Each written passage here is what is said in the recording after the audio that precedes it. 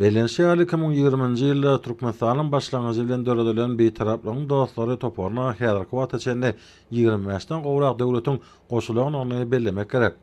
Bu topar halkara derejede Suwsana Birleşen Milletler Guramasynyň çäklerine ýygy hyzmatdaşlyga ýardam bermäge, beýtaraplaryň ýolgulary esasynda döwletleriň parakaçylyk dörejilik mümkinçiliklerini iş ýüzüne peýdalanmaga, gapmagarçylyklaryň öňüne almaga, olaryň sebäplerini we netijelerini aradan aýyrmaga, ansanperwerlik meselelerini çözmäge gönükdirendir.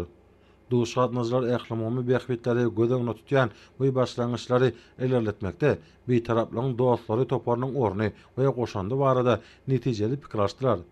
Olaryň nyktaşy ýaly parlamentary dialogy ynanşmagy berkitmeň, diplomatiýany ösdürmeň we ählimomy hökümlere bililikde çözgüt çykarmaň netijeli gurarydyr.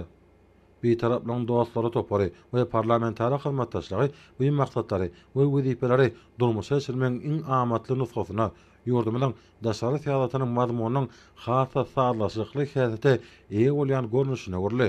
Şu gedeki duşun bu urda gazanylan tejribäni we netijeleri giň işlen hemde hemme taraplaryň maslahatlaşmak üçin amatly gorşawy halkara durmuşyň möhüm meseleler boýunça hyzmatdaşlygyň täze has täsirli guralaryny işläp dökmek üçin şertleri döredönlükler üçin halkara çären guran üçin türkmen tarapyna hoşalyk bildirdi.